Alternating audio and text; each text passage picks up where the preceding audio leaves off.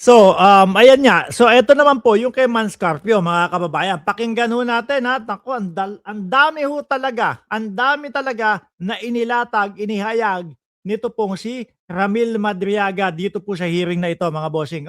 Sometime in 2017 or 2018, PRD told me to assist the husband of Sarah, Attorney Manasseh Manscarpio, regarding a problem with the Bureau of Customs. However, no specific details were provided by PRD. Sandali. Baka eto na po, mga kababayan, yung magnetic lifter. Ano po? Atras natin ha, ulitin natin ha. Time in 2017 or 2018, PRD told me to assist the husband of Sarah, Attorney Manasseh Manscarpio, regarding a problem with the Bureau of Customs. However, no specific Ayan no, BOC, Bureau of Customs. Di ba yun dun yung magnetic lifter, mga bossing? Yung napakaraming kilo ng ipinagbabawal na gamot, di ba, sa loob ng magnetic lifter. Sige. details were provided by PRD. Thereafter, Attorney Mans called me. We later decided to meet in front of a coffee shop in Burgos Circle. At saka talagang meron siyang mga lugar, ano, talagang kompleto rekado yung kanyang mga sinasabi. Hindi kagaya nung kay Ramil Madriaga yung kay Ramil Madriaga. Sorry. Hindi kagaya noong kila Orly Gutesa at saka doon sa 18 Martes, mga bossing. Yun, parang hula-hula lang talaga yun eh. In Ultimo sila, hindi magkaintindihan di ba? Bonifacio Global City, Taguig City.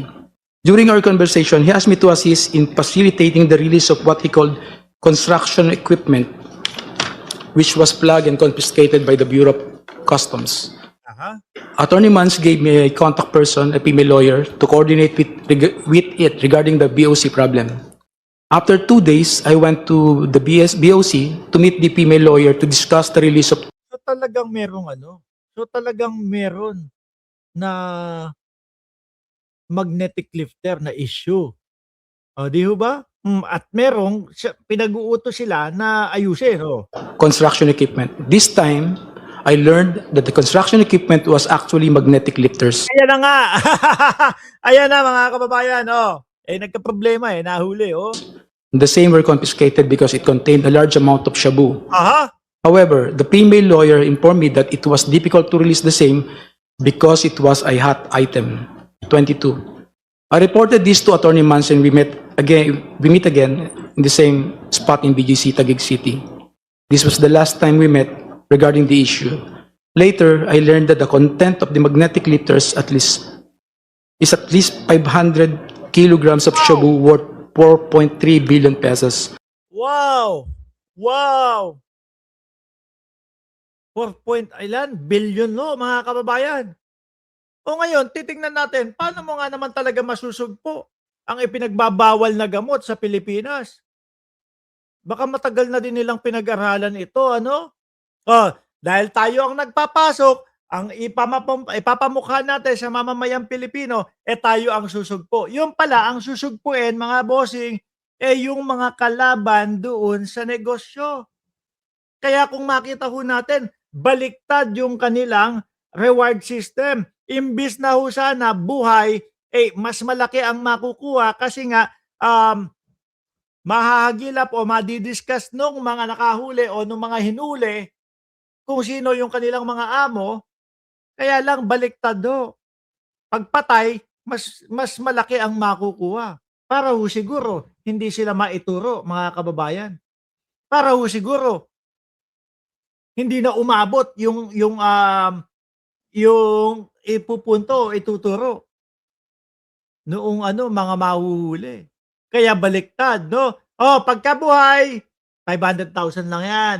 Pagkapatay, 1 million yan. Kapag ka ikaw, pulis, tapos narinig mo, kapag ka nanlaban, ang makukuha mo, 2 milyon.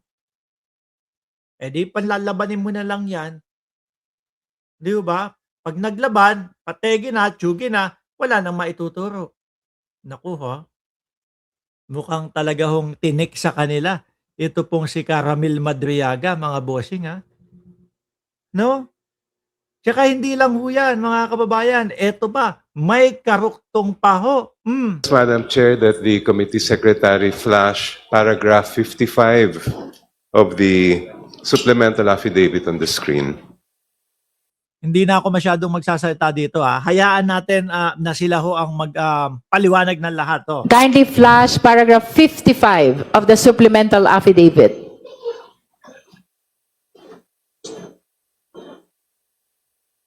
Sabi po ninyo, Mr. Madriaga, I quote, "In the morning of December 20, 2022, Sarah called me and said, Sir Ram, please coordinate with Colonel Nolasco, etc." Sino pong Sarah ang tinutukoy niyo dito? Si Vice President Sara Duterte po, Your Honor. Ngayon, saan ka tinawagan? Sa landline ba yan o sa cellphone? Sa cellphone ko po, yung designated na cellphone ba ginagamit namin. Tignan mo, rektahan niya sinasabi Tapos itatanggi lang ng Vice Presidente, nakakilala niya si Kuya Ram. Yung cellphone na yun ba ay prepaid o postpaid? Prepaid po yung bigay po ni Presidente sa akin. Honorable Jokno, please refrain in raising probing questions. Well, may I just explain why I'm asking these questions, Yes, Madam Chair? but nonetheless, kindly Oh, yes. confine our question to the contents of the affidavit. For the committee to fulfill its duty of determining whether Mr. Madriaga is telling the truth or not in his affidavit, it would be good if we could have some independent corroboration of his statement. For example, if a witness were to say, tinawagan ako, at may papakita niya halimbawa yung kanyang cellphone na na-save niya noon na meron talagang pumasok na call, then we can reasonably say, nagsasabi yan ng katotohanan. Baka naitago yung yung mga screenshot o yung mga message, palitan ng mensahe nila. Or if, for example, the cellphone records will attest, kung let's say postpaid ang kanyang account, na talagang may tumawag sa kanya ng ganitong araw, again, we will be able to fulfill our duty and say, talagang nagsasabi ito ng katotohanan.